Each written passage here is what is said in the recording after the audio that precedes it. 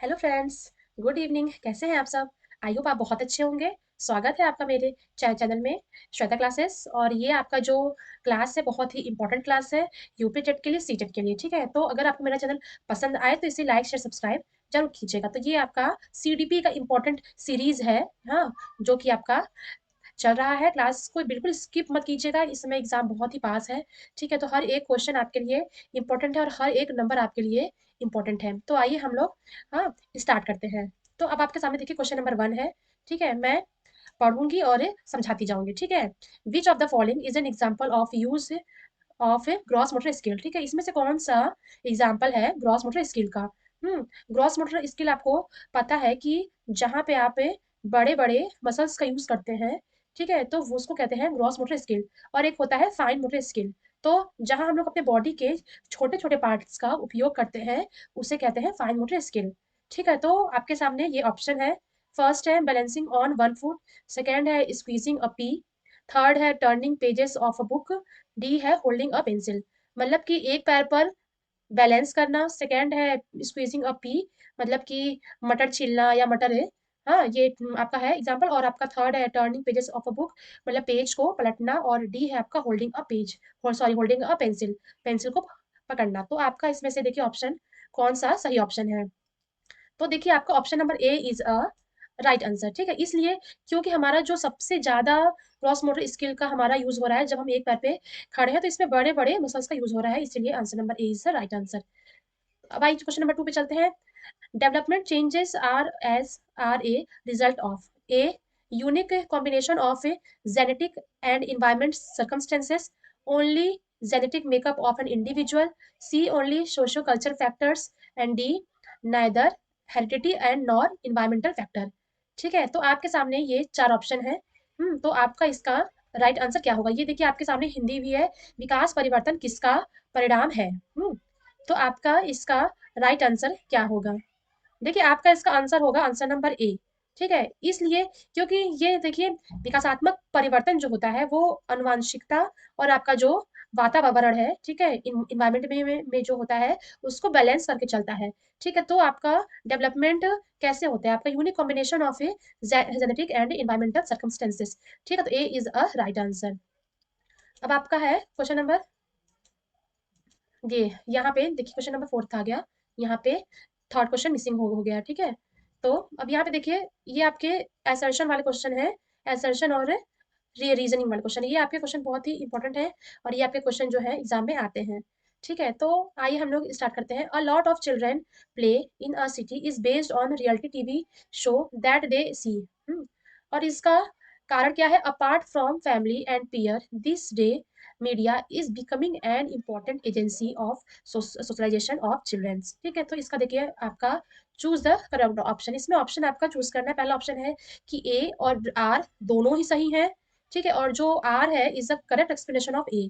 अब सेकंड है आपका both A and R true but R is not the correct explanation of A. और C है A is a true but R is false. And D both A और R false. तो आपका इसका right answer क्या होगा? आप सोचकर बताइए। यहाँ पे देखिए आपका राइट आंसर है आंसर नंबर ए।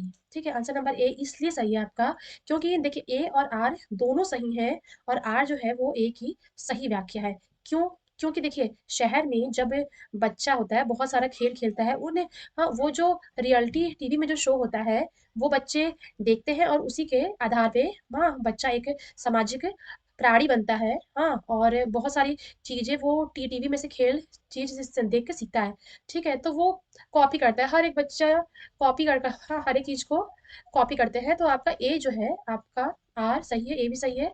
और जो आर है ये सही एक्सप्लेनेशन है आपका ए का। ठीक है, आइए नेक्स्ट क्वेश्चन पे चलते हैं। Question number 5, which of the following factors are considered important by पियाजे टू फैसिलिटेट लर्निंग। सीखने की सुविधा के लिए पियाजे द्वारा निम्नलिखित में से किन कारकों को महत्वपूर्ण माना जाता है? तो आपका देखिए फर्स्ट ऑप्शन है mobility of the teacher, second है provincial of a diverse material, C है providing moderately no novel experience, and D है आपका ensuring positive and negative reinforcement. आपका इसमें सही आंसर आपका क्या होगा? अब आपका ये देखिए इसमें आपका राइट आंसर होगा आपका सही आंसर क्या होगा? Answer number B. ठीक है, आंसर नंबर बी इसलिए होगा कि ये विविध सामग्रियों का प्रावधान। बच्चों को हर चीज़ सीखने में सुविधा कैसे होगी? जब हम उसे हर एक चीज़ विविध प्रकार की सामग्रियों का प्रावधान उसको देंगे, हाँ, डाइवर्स मटेरियल उसके सामने रखेंगे, तो वो भी फैसिलिटेट लर्निंग करेगा। ठीक है? तो ये है आपका B is a right answer. अब आपका देखिए, at which stage do children have an animistic view of a larger world and believe, ये देखिए बिलीव है ना, believe that the tree and plant as well as moving cloud and rolling stone can have motive and intention। तो इसका देखिए, इसका हिंदी में आपके सामने है।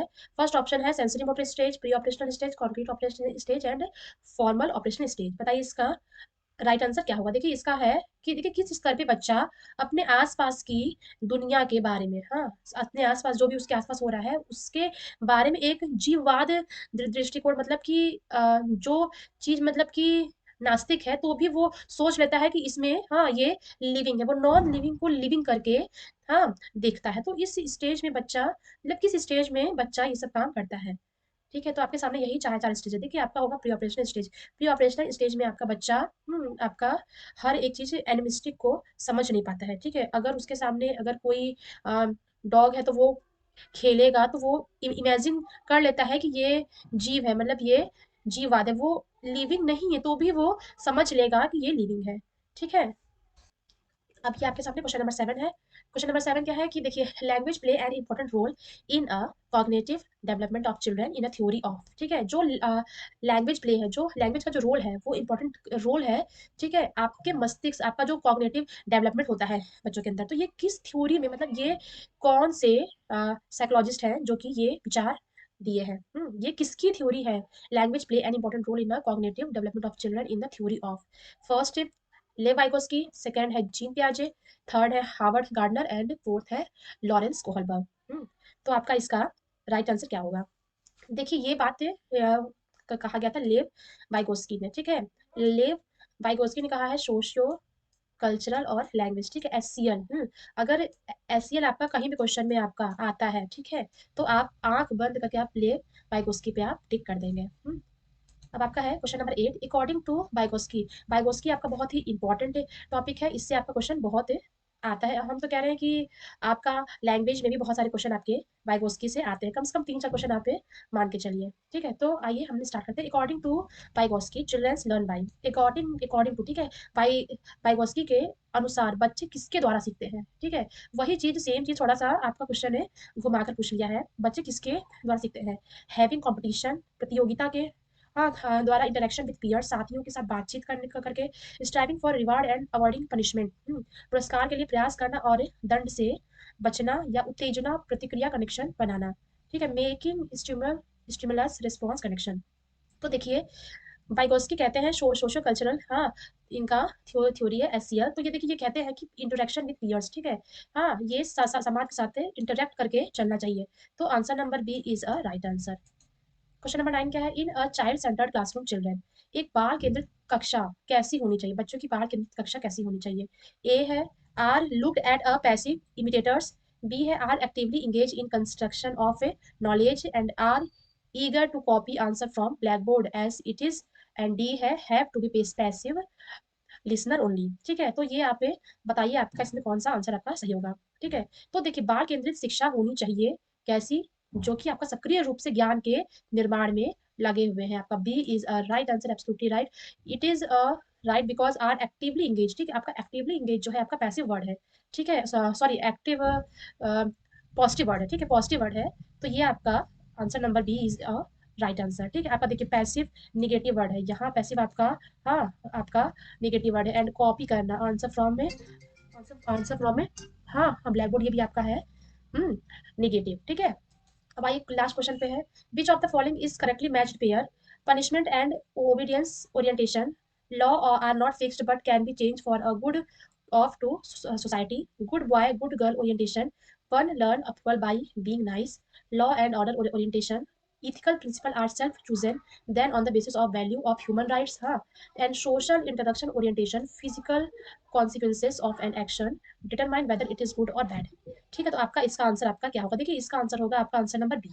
ठीक है? इसका आंसर बी आपका इसलिए होगा कि अच्छा लड़का और अच्छी लड़की जो गुड बॉय और जो गुड गर्ल ओरिएंटेशन है, ठीक है? उसमें क्या है कि ये लॉरेंस कोहलबर्ग ये जो मैचिंग है आपका ये आपका बिल्कुल सही है। आपका 3 जो आपका अवस्था है वो कोहलबर्ग हाँ, बताए हैं। पहला है आपका pre conventional stage and post conventional stage, ठीक है? तो आपका इसमें जो आपका कन्वेंशनल स्टेज है ये आपका मैचिंग आपका एकदम सही है, ठीक है? तो मैं आपका कोहलबर्ग का जो टॉपिक है मैं पढ़ा रही हूँ, तो अगर आपको समझना होगा तो आप वहाँ पे आप देख सकते हैं, ठीक है?